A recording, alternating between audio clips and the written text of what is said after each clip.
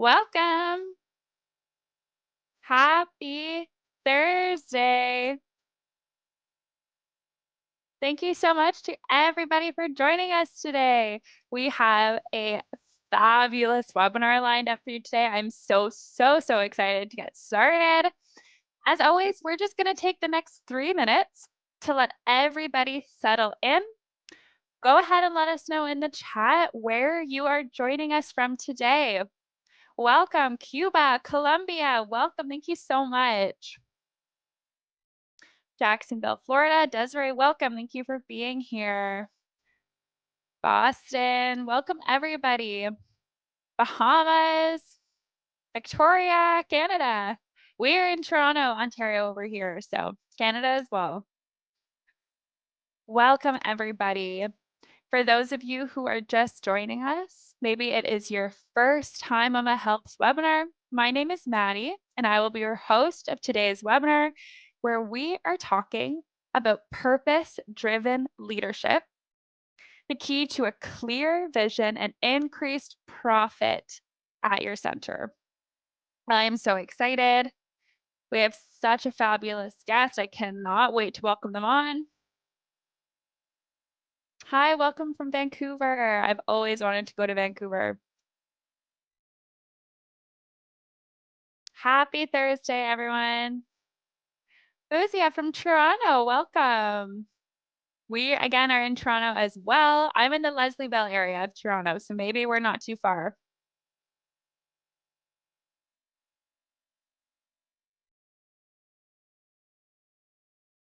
Thank you, everybody. Welcome. Happy Thursday. My favorite afternoon of the week. As always, if you're just popping in, we are taking 2 more minutes to let everybody settle in.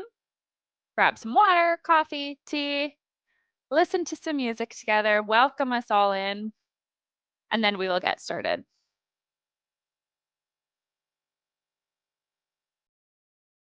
Welcome, welcome. I love seeing where everyone is coming from.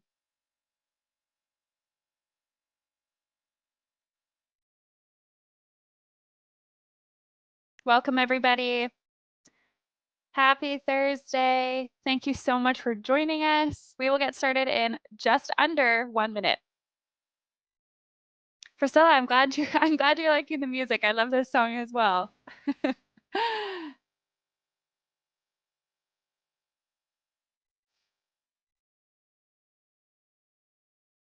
Figured it's a pretty good reminder for all of us early childhood professionals on here to take it easy sometimes because we work in a pretty draining and challenging field. Welcome, welcome.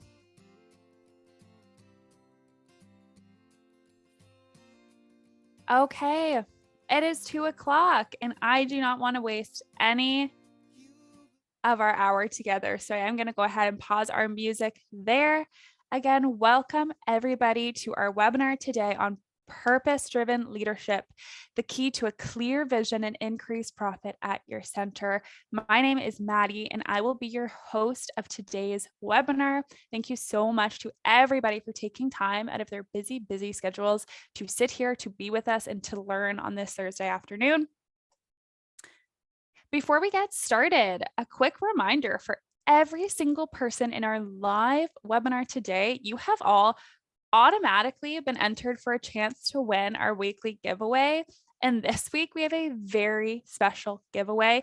We are giving away a copy of Havens of Hope, Ideas for Redesigning Education from the COVID-19 Pandemic, a book by our special guest that we have on the webinar today. So keep an eye out for the show notes email that we will be sending to you early next week. The name of the winner will be announced in there, so you do not want to miss that because it could just be you who gets this book. Quick disclaimer as always. So the content we are sharing with you today is not personalized legal or financial advice. So the goal today is for you to learn some really great tips, tricks, and techniques that you can take away, apply at your centers, in your classrooms, in your homes, wherever it may be. But if you are looking at making any big changes, we do just want to make sure that you are consulting the right people, such as a legal or a financial advisor. And we are now going to give a listen to our land acknowledgement. Hi Mama acknowledges that our main headquarters is situated in Toronto, Ontario, on the traditional territory of many nations, including the Mississaugas of the Credit, the Anishinaabe, the Chippewa, and the Haudenosaunee and the Wendat peoples, and is now home to many diverse First Nations, Inuit, and Métis peoples. Toronto itself is a word that originates from the Mohawk word takaranto, meaning the place in the water where the trees are standing. As participants and guests in today's webinars, we are coming together from many different places around the world. We encourage you to learn about and acknowledge the land from which you participate. And we are now going to give a listen to our diversity and inclusion statement. Oh, skipped it. There we go.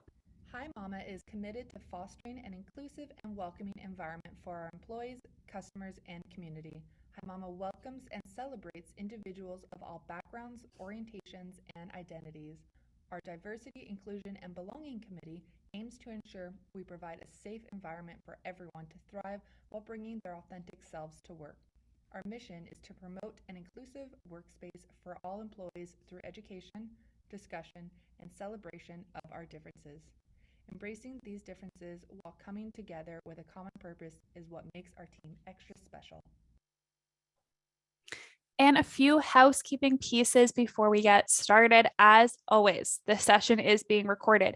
So if for any reason at all you do have to hop off, we will be sending out the recording by early next week. So you can watch it again. You can share it with your staff, with your colleagues, wherever it may be. We will be getting that out to you. We are also recording with the closed captions enabled. Okay, so those will be in the recording. If you do not see the closed captions for today's live webinar and you do need them, just be sure that you hit that CC tab on your side of the Zoom as well. Certificate. So for everybody who is at our live webinar today, we will absolutely be sending you a certificate of participation for being here and taking the time to learn on this Thursday. Keep an eye out for that again by early next week. So don't worry if you do not see it today or even tomorrow. We are working on getting them out to you as quickly as possible. And lastly, if you are having any issues at all with your Zoom, we certainly hope you don't, but if you do, we just want to make sure that you contact the right people. So if you are having issues with your sound or you can't see the screen, we do want to make sure that you contact the support team at Zoom, which you can reach at support.zoom.us. And Lena just posted a link in the chat if you need it. Okay, and really quickly, if you haven't heard yet, Hi Mama has launched an all-new professional development platform called Hi Mama Academy. It is super exciting. Hi Mama Academy was designed to elevate early childhood educators, and it provides educators with very convenient, self-paced, and on-demand professional development training. As an educator, I know how hard it is to find time for professional development, but I promise you it could not be easier than with Hi Mama Academy. There are so many courses to choose from. You can watch them at whatever time works for you, whatever pace works for you. If you want to pause and take notes, that is completely what you can do with Hi Mama Academy because it's completely on your schedule. So it'll allow educators to stay up to date with best practices and a wide range of topics and very high quality and engaging courses. So I highly recommend you check out Hi Mama Academy. Lena has posted a link in the chat. So if you want, you can access a free 7-day trial. Check it out, see if it works for you and your educators. Okay, and quickly, your host. If you have never met me before, my name is Maddie. I am your host of our Hi Mama Helps webinars. I'm also a customer advocacy specialist here at Hi Mama, and I'm also one of the registered early childhood educators that we have here on our team. As always, I have my wonderful co-host, Lena. Lena, welcome. What is going on with you today?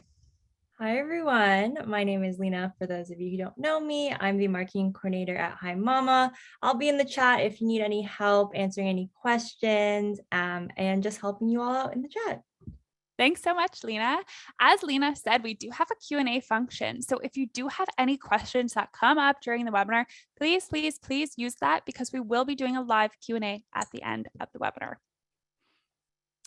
Okay, and finally, last but absolutely not least, our special guest today, Shira Leibowitz, PhD, founder and CEO of Discovery Village Childcare and Preschool. Shira, welcome, welcome, welcome.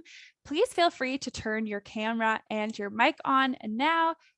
Welcome, Shira. Thank you so much for being here with us today. Thank you so much for inviting me. I'm so excited to be speaking with you guys today. Shira, it is our pleasure. I'm so excited. I am going to go ahead and stop sharing my screen now. Shira, I don't want to take up any more of your time. The stage is all yours, but I'm here if you need me. Thank you. I will share my screen and we'll get going. Okay, and I will, okay, we'll leave this to the side. So, can everybody see me? Yes. We can see you. I don't know if it's easier to click that slideshow button there. Shira, just so it'll be the whole screen. Do you see that in the top? Yeah. Of course I do. And I was just about to do that. I know. Okay. Beautiful. So let's hide our faces. There we go. So hello, everybody. Welcome. And I want to start with takeaways for today on purpose-driven leadership. We're hearing more and more about purpose-driven leadership in the business world. And it is as impactful or more impactful for educators. Purpose-driven leadership and profit-driven leadership, and that's whether you're nonprofit or for-profit. We all know that the economics of childcare are hard. We want to be able to pay our teachers more. We want to be able to resource our programs better. So purpose-driven and profit-driven and being financially healthy are not at odds. So we're going to talk about that. Purpose-driven leadership is so powerful to me because it makes competition with other programs absolutely irrelevant. You will be standing out by what you stand for, and you'll be taking on competition that's competition worth taking on, meaning lack of wellness, inequity, climate change, anything in the world that are core to your big purpose, and fighting the battles that are worth fighting and doing it in collaboration with other early childhood programs. Early childhood leaders grounded in their purpose thrive as the educational leaders you are, as business or nonprofit leaders, and as thought leaders. So I want to bring you through and talk about how that all works. Excuse me, I'm so sorry there. There we are. So purpose-driven leadership, our agenda today. We have been through monumentally challenging times. That is the biggest understatement. These past few years have been epic, and the challenges continue, and you have earned, not just learned, you have earned wisdom. And we're going to talk about that wisdom you've earned in enhanced quality and how you can take that wisdom and now apply it to improve the quality of your programs even more and to increase profitability, even though times remain really hard. And we'll talk about your next steps.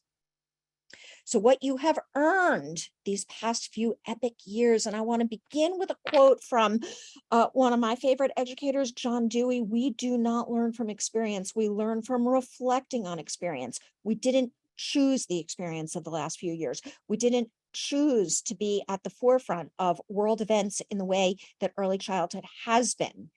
That happened not by our choice. We can learn from that experience if we reflect. And this presentation is one ways among others that I invite you to reflect and to become stronger through the experiences that you have gone through and that you continue to go through. Winston Churchill never let a good crisis go to waste. He was talking about a crisis. To call it a crisis would also be an understatement. He was talking about World War II, and never let a good crisis go to waste was talking about what could happen. He stated this before the end of the war, but already thinking about a post-war world. And what he was talking about led to the formation of the United Nations and efforts to really collaborate. And so I invite you to think about, we're not through the challenge, nor was Winston Churchill when he made this statement, but already begin about not letting the crises that we have been through go to waste, and to learn what we've earned to become stronger. It is our time to reflect, and it's our time to transform, and it's our time to choose the ways that we want to move forward. We have made the impossible possible, literally. Not only have we made the impossible possible, we have made it routine. And we can take what we've accomplished and plan our next steps. So I want to invite you, and we'll drop this link in the chat, and you'll get it in the follow-up email, but to a 3-session book club happening next week for Release of Havens of Hope, where you get a chance to really delve deeper. It is free, and it will be recorded, so that even if you can't make all the sessions, you are welcome to sign up. And if you come, there will also be more opportunities to win a free copy of the book. It is on the official publication, starts the official publication day of the book. So I am absolutely not expecting that you will have read it by then. It will be structured in such a way that anybody who is an educator today living through the experiences we're living through will be able to glean what I'm talking about and jump in and reflect and apply your own reflections and your own experiences. So with that, I invite you to ask yourself a question. And through all you've gone through, think about what's emerged as mattering most. That's going to bring us to purpose and what purpose is. So as I speak, reflect, pause, and think about one word. If you had to choose one word that identifies, that reflects what you've been through and what you believe is most important in this world, talk about applying it to your programs. What is it? And I will give you some examples. Purpose is the key to clear vision and increased profit. We'll talk about it. One word, purpose, does not come from me, and it is not a new thing by any means. So I want to take you back in time. From the beginning of the pandemic, I felt myself transformed, almost traveling back to think about these great educators who came before us. So Maria Montessori, living through 2 world wars in Europe and focusing on peace. Those peaceful Montessori classrooms are not only about solid pedagogy, they are. They're really about world peace. And Maria Montessori was nominated for the Nobel Peace Prize. She was fighting for peace and believed that world peace began in peaceful early childhood classrooms. Rudolf Steiner, founder of Waldorf, believed in renewal, and he launched the first Waldorf school in the months following World War I in a devastated Germany that needed renewal.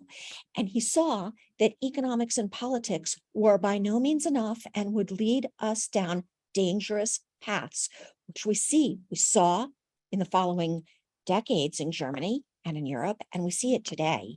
So he believed that renewal came through a holistic approach to humanity, to people, and to nations, including the arts, including social emotional learning, including the spirit. And Waldorf education today is the largest independent school movement in the world. So both Montessori and Waldorf have transcended time and space. And Laura Smelaguzzi, founder of Reggio Inspired Learning, the first Reggio school, focused on justice. The first Reggio school was built literally in the days following World War II. And a group of families banded together to build a preschool to support their children, to stand against the inequity, the oppression they knew would come. The war was over, but oppression and inequity was not. And there's a space for you and your word. What is it that matters most to you? And I can open the chat while we're talking here, and I see that you're jumping in, and beautiful, jump in with your words, your one word. There is no one right answer here, but finding your word, discovering your word, allowing your word to discover you is going to ground you in a strength as powerful as the strength that Maria Montessori, Rudolf Steiner, Laura Smelaguzzi, giants of education, used to build their schools and their movements. And their work has transcended time and place and continues to inspire us today. So I'm loving your words: advocacy, community, together, self-awareness, prayer, strength, justice, nature, connection, relationship, determination, lessons, perseverance, faith. Beautiful. So all of those are a testament to the power of early childhood and what we bring. We're not just changing the lives of our students. We are together contributing to changing the world. I believe that, heart and soul. And so I want to share with you some of the words right here that folks I'm really blessed to work with right now have chosen and are transforming their programs with grounding themselves in purpose. Well-being is mine. That's my school, is now grounded in well-being in a way deeper than it was pre-2020. Healing, character, leadership, voice, care, community, equity, justice, democracy, peace. All of yours. There are so many possibilities, and love, well-being, healing, relationships, community, you're sharing. So I invite you to really think about that and open yourself to the power of grounding yourself in one word as your purpose and letting that expand from there into everything that you do. And I want to talk about standout leadership and what standout leadership means. Standout leadership is, for me, leadership grounded in purpose. And what it is a vision well implemented that allows us to live into our purpose and transcend who we are today to become ever better versions of ourselves, and to support our teachers and our students to do the same. So when you have a strong vision but weak implementation, or you haven't yet started implementation, you are a struggling dreamer. And there is honor in being a struggling dreamer. Every great accomplishment began with struggling dreams that needed to be implemented. And this framework, as you'll see, you can move it in and out of different quadrants as the world changes, as you change, as you push yourself further. So struggling dreamers are magnificent humans, and it's from there that we can move further. If you are really good at what you do, but you are lacking in vision, you are a skilled technician. And there is also honor in this, and being good at what you do, and in discovering purpose. And sometimes that's a messy, iterative process as we figure out what is most important. There's so much that's so important. And so sometimes when we're working in a place that's not really a fit with our dreams, we're a skilled technician, and we need to shift. We need to either bring our voice to where we are, find another place. When you don't yet have vision and you don't yet know how to implement, you are an overwhelmed practitioner. That's also real, and it's honest. And we all move into that bucket sometimes when things get really tough. I remember the earliest days of the pandemic. My center is located just north of New York City, and we never closed. We stayed open. And the pandemic and quarantines and grief, death, fear hit us before it hit most of the rest of the country. I've been in this field over 20 years. I felt again like an overwhelmed practitioner, and then was able to pull myself out of that through vision and implementation and looking at both. And when you're strong in vision and strong in implementation, you are a standout leader. You are leading from a place of purpose and a place of skill. And that is what we keep striving for. Now, the greatest standout leaders don't stay there forever because they push the envelope even further. They'll fall back into being an overwhelmed practitioner as they push the boundaries even further. So I don't want you to feel that that standout leadership is good and the rest are bad.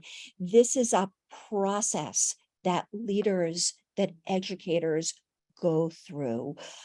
We're striving to get to standout leader, and then we're striving to push beyond to get to our next level of leadership and of effectiveness.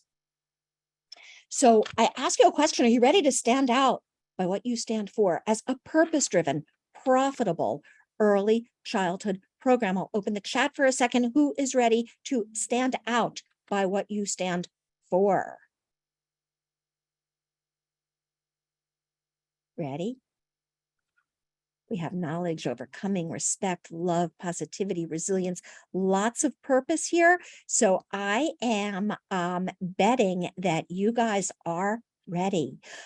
Ready not to compete with other centers, but to compete with what you believe is the foe worth fighting, worth dedicating your life to fighting. So let's talk about enhanced quality, and we're going to talk about a new approach to vision, mission, core values, and strategic planning. Now, this is an approach that can either supplement more traditional vision, mission, core values, strategic planning, or totally replace it. That is your call. And I want to talk to you about an approach that I developed in thinking about purpose-driven leadership, which I call VIP, which is vision, implementation, and purpose, and taking that one word, that purpose, and infusing it into a well-implemented vision. A vision, your vision, implemented skillfully, grounded in purpose. That's what we're going to be talking about and aiming for. Now, let's just talk for a moment about vision and mission. I have been an educator for over 20 years. I've sat on so many committees, and actually I'm an educator. I now own an early childhood center, but I've been a principal of pre-K and nursery, even 3- and 4-year-old through 8th grade schools. I've taught high school. I teach doctoral students in education. I teach professional educators. So I have literally taught and led in programs of folks from every age, from birth through doctoral students and professional educators. Sat on a lot of committees to look at vision, mission, and core values. And for me, it remains kind of fuzzy. Typical definitions: what is a vision and what is a mission? A vision describes the future, and a mission describes how. So a vision is your what and your why, and your mission is your how. But if you look at vision and mission statements of many schools and many companies, it's often less clear. It's often hard to really see what's vision, what's mission, where do they combine, where are they different? So vision, I said, is the what, mission is the how. Purpose is really the why. Vision also contains the why within it, although it's a clear, crisp description of the future that you are looking to make possible in your program, in your life, and in the world.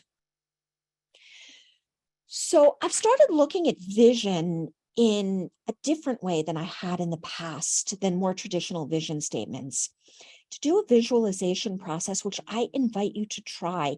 And I did this once as kind of the grand vision, do it every quarter, and I do it quick every morning. And it has been a transformative process for me. And I'm curious if any of you try it, what it will be for you. And I invite you to reach out to me and tell me.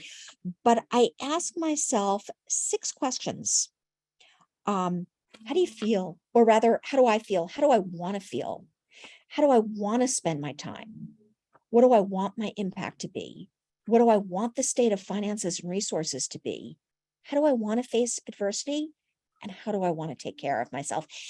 And when that's charted out, when you answer those questions, that's your vision for yourself. And you can answer those questions for yourself, and you can answer those questions for your center. And they paint a crisp, clear image of what you are striving for. Mission is then how you are working to make that vision a reality. It's a strategic plan in essence. And it's your implementation plan, it's your strategic plan, it's how you're going to make your vision come true. And that can be for the day, planning out my day. And it can be much broader for 3 years. It's hard to plan beyond that. You can imagine an ideal future and working towards that. You can imagine it for the quarter. And then to pull back the overwhelm to take that next step toward coming closer to that reality.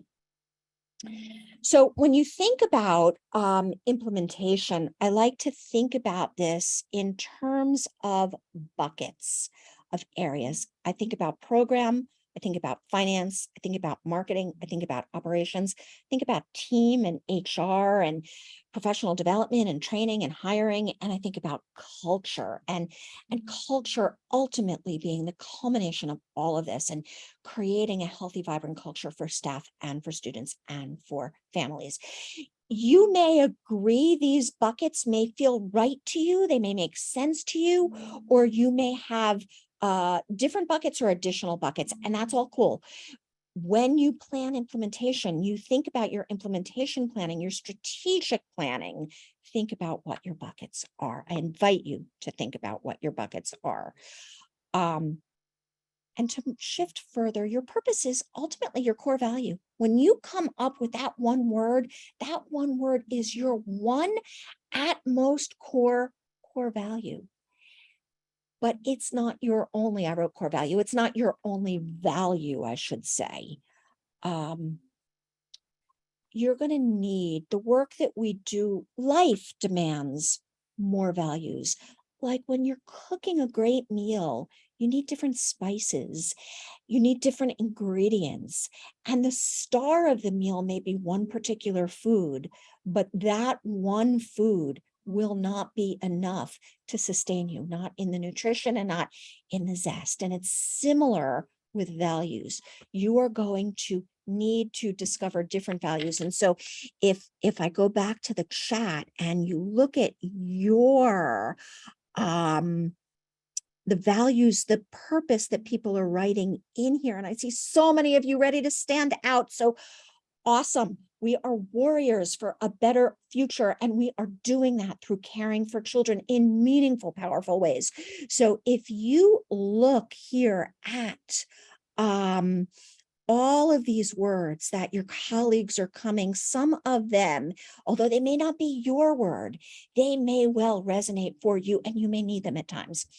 So as you face, as you set out to achieve ambitious goals, as you set out to overcome the adversity that faces us, that continues to face us, you will find values that you can call upon, qualities of character that you can call upon in addition to your purpose.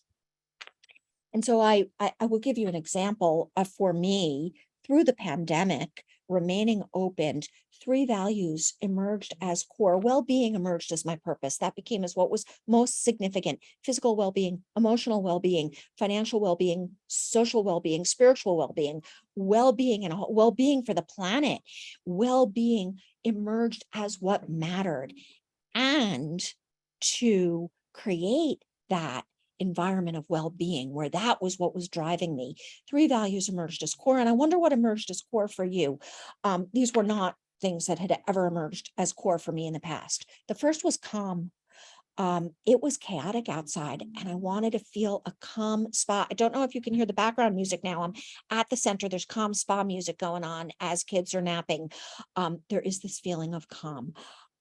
Honesty. I wanted to tell people as it was, even when the news was difficult, and play. When all else fails, play.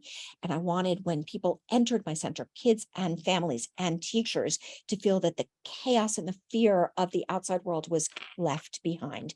So these are values that discovered me. They were never in my 20+ year career the core values that I chose, but they're what I needed to get through. And so in different situations, you will find values. And I wonder if you want to drop in the chat values that you have felt in recent times, in addition to your purpose, that you discover, that discover you to help you get through. Teamwork, beautiful. Keep thinking about the values that we need now, that you need now.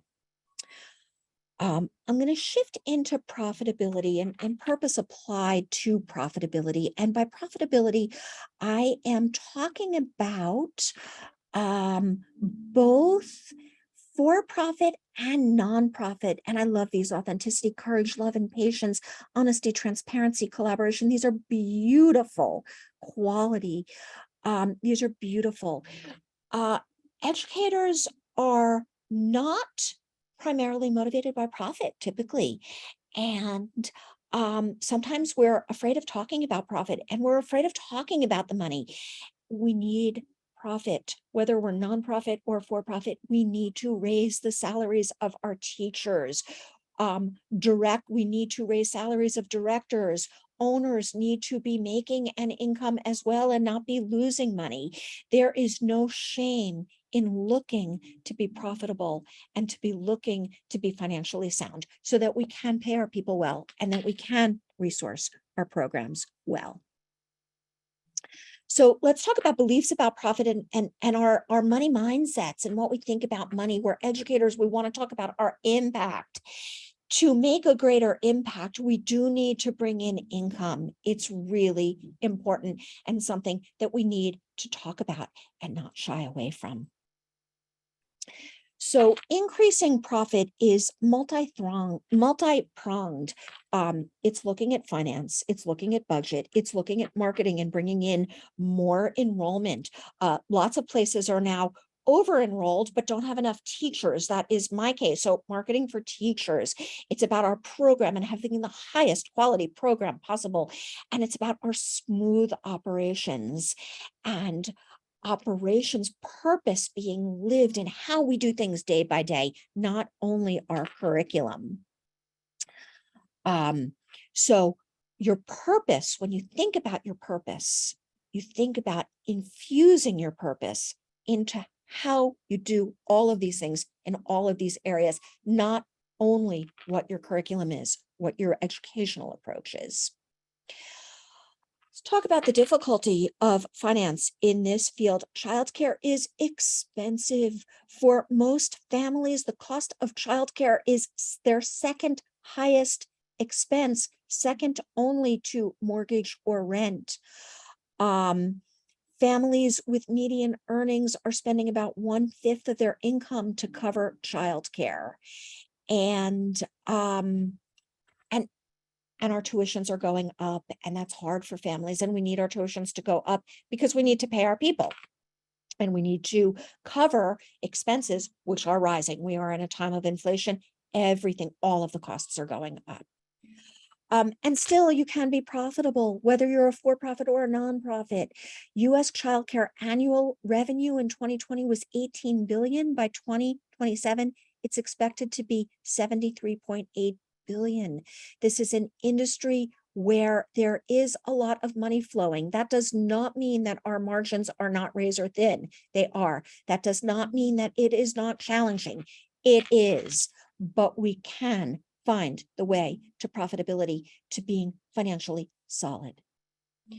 And this is balancing high quality, affordable care with well-paid staff and well-resourced programs. And that is going to take work and planning and creativity and resourcefulness. Budget is your vision in numbers. And so I want to give you a rough high level budget breakdown And I invite you to think about this in terms of your own program and shift the numbers. So you have your gross number revenue, that's 100% of the income that you bring in. And one of the ways to become more profitable is to think about raising that. Now, how do you raise that?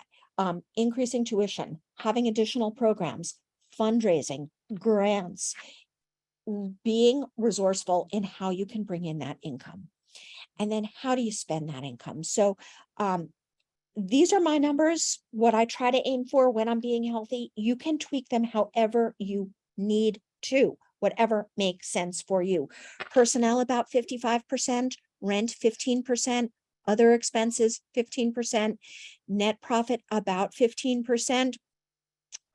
With expenses as they are, it has been lower for many centers, and many programs are losing money.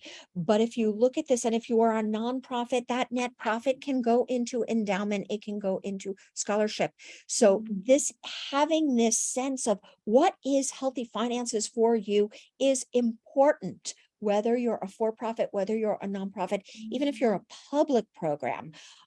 Being financially healthy is going to enable you to breathe and be more impactful and achieve the highly ambitious goals that you're setting out to achieve. So let's talk about your next steps. There are 4 steps to success in purpose-driven leadership. The first is to choose your one word, and lots of you in the chat have it really quickly, really clear. More and more are coming in, which I love. And then your vision. So what will you design? Ask yourself those questions and have a clear vision that's really a portrait of the life you want to live and the program that you want to create. I invite you to try it, to see if it works for you. Shift the questions. The 6 that I give you are my recommendations. They're what I use for myself.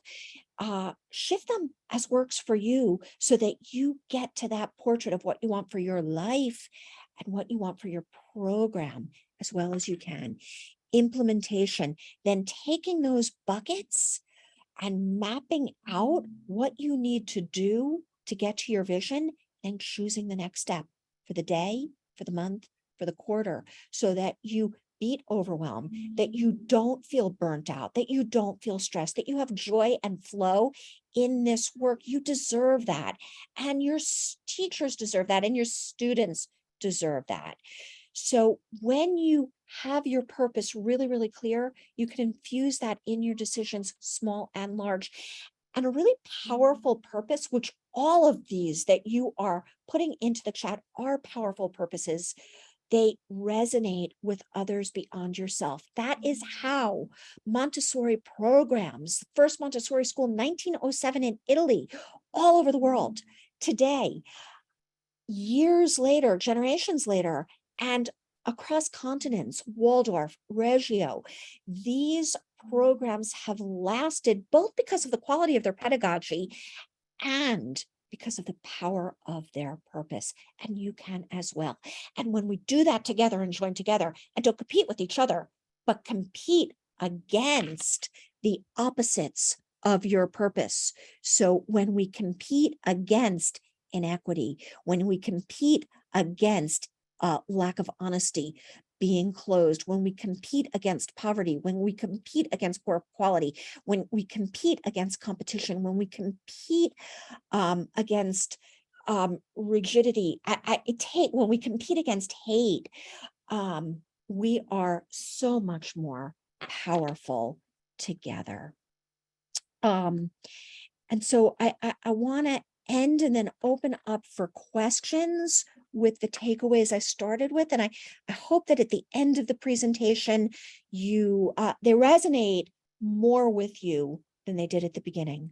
So purpose-driven leadership is, in my opinion, the path, the most meaningful, by far, path to increase both quality and profitability. Purpose-driven leadership makes competition with other programs irrelevant. You are not competing against other early childhood educators, they are your colleagues, they are your peers, they are your comrades. You are fighting against the injustices, the inequities, the evil that you see in the world. What's wrong with the world as you seek to do your part to make it right. And you will be standing out by what you stand for. And you will thrive as an educational leader, as a business or nonprofit leader, and as a thought leader. You are heroes. That's real. You are warriors. That's real.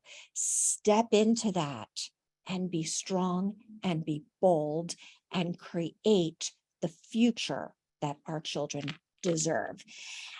With that, I will stop screen sharing and open up for questions. Thank you so much. Shira, thank you so much. That was absolutely fabulous.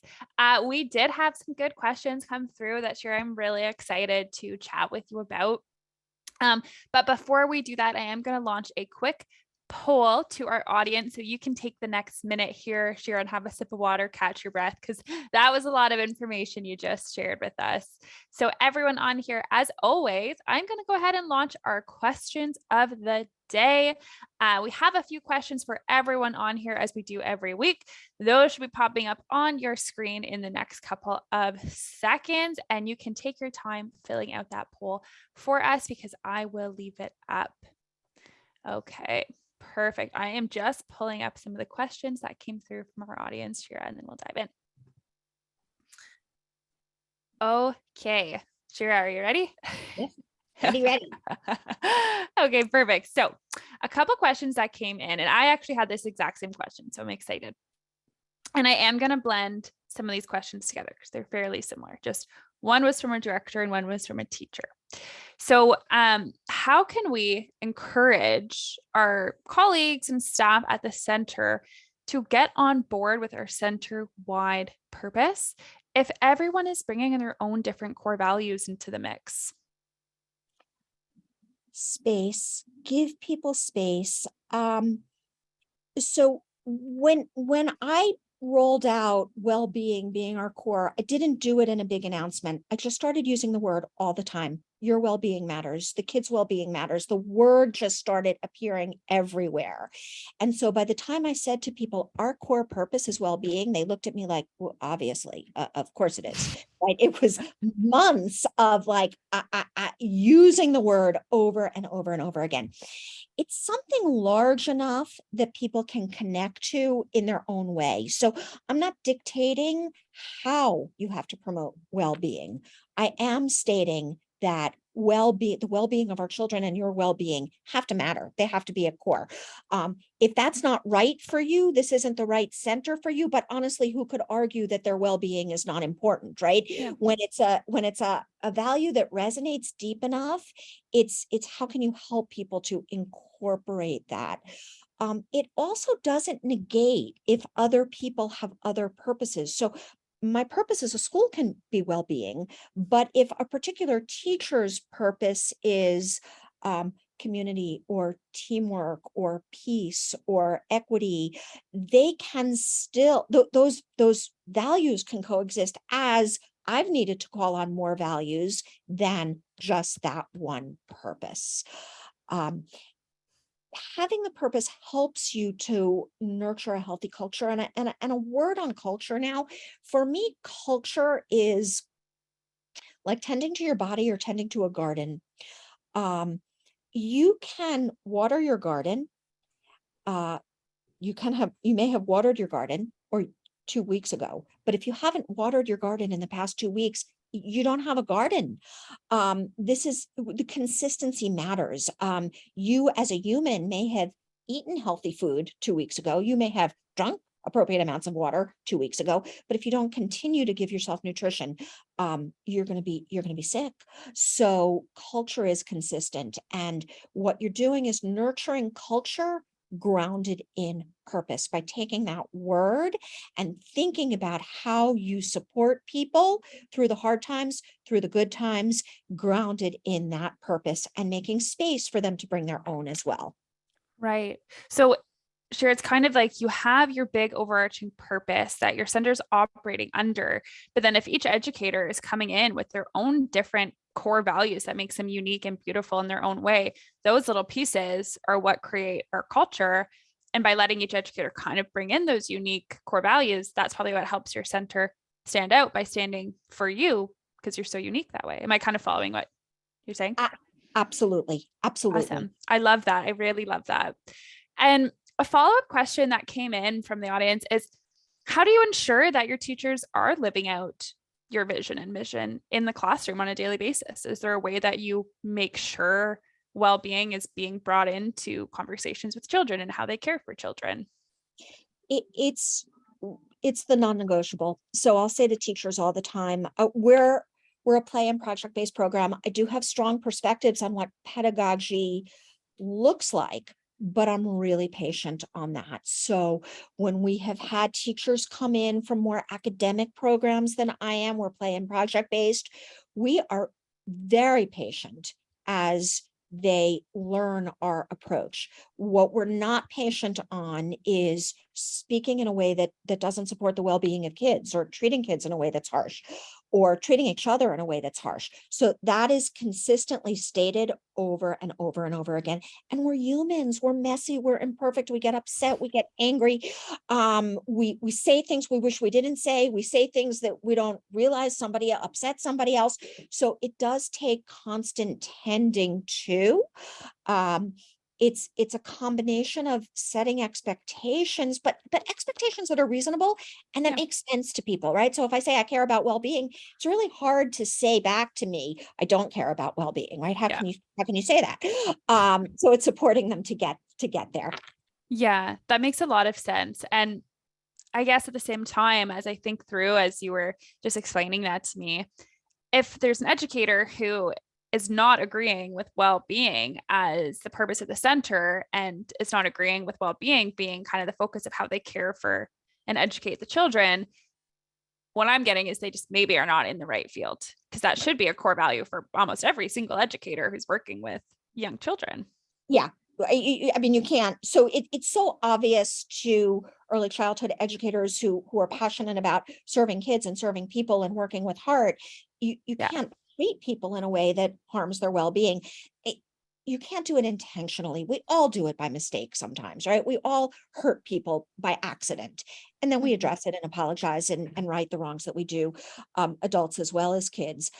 But yes, when there have been educators in my program who have behaved in ways that are detrimental to the well-being of kids or other staff members, it's not the right place for them. Absolutely.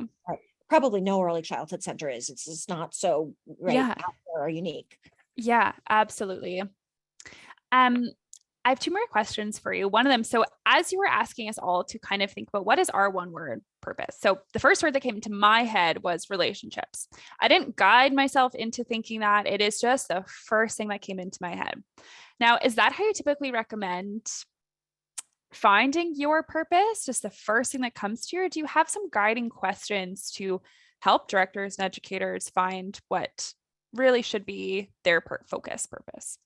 Yeah, what I asked myself, so there's no one right way to do this. And for the educators that I've worked with, for some it's immediate. It just comes to them and they know.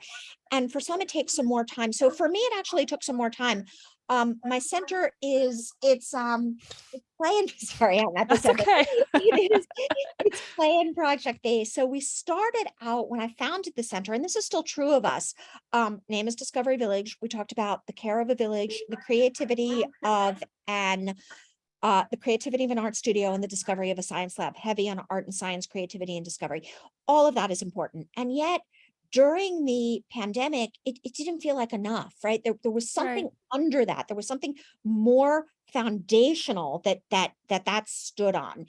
And it took me a while to be able to define it as the word is well-being. And looking back, it looked so obvious. And then I saw things that I was writing and saying and teaching where the word kept appearing. It's kind of I knew it, before I could say that that's my word. So there's different ways.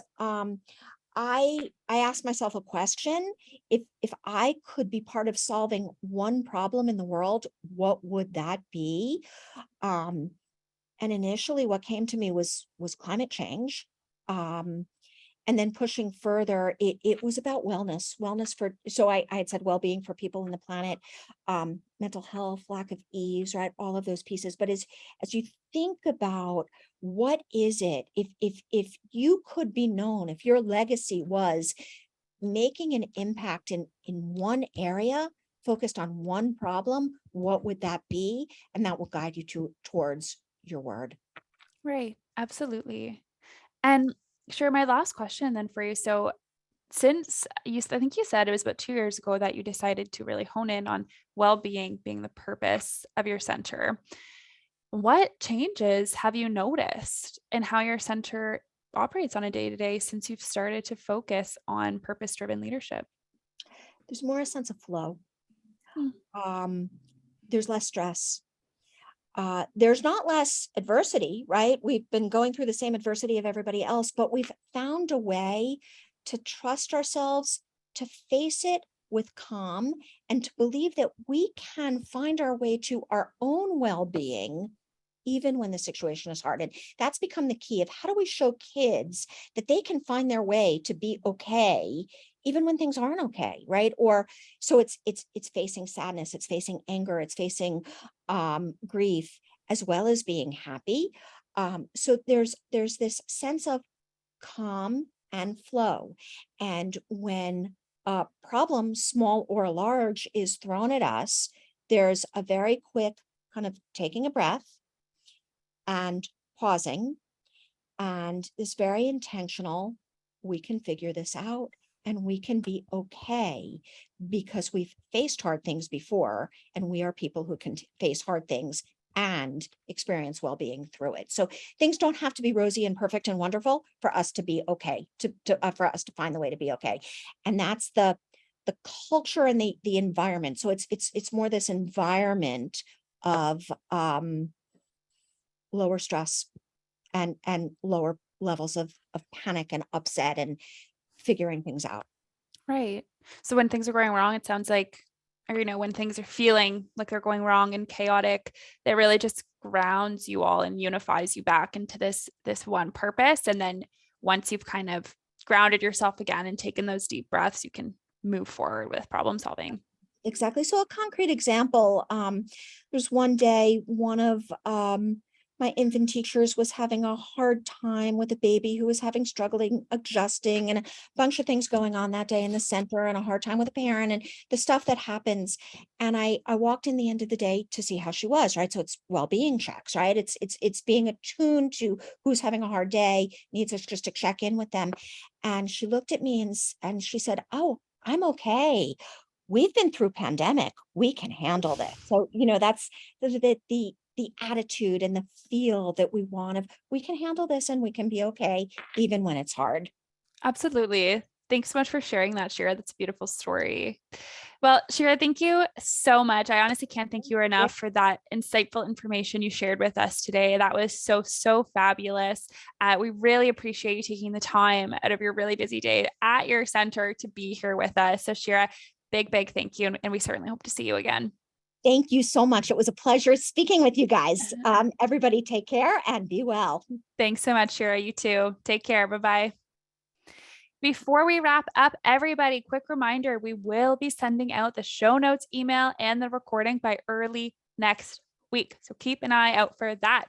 Next week, same time, same place, next Thursday, 2:00 Eastern time, we are talking about enhancing the recruitment and retention, big one, of quality staff through culturally responsive practices.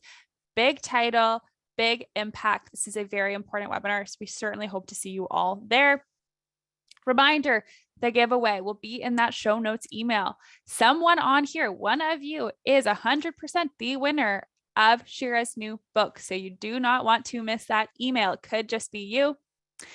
And lastly, if you have not connected with us yet, please do follow us on Instagram. You can see all of our upcoming webinars and big initiatives we have going on here at Hi Mama.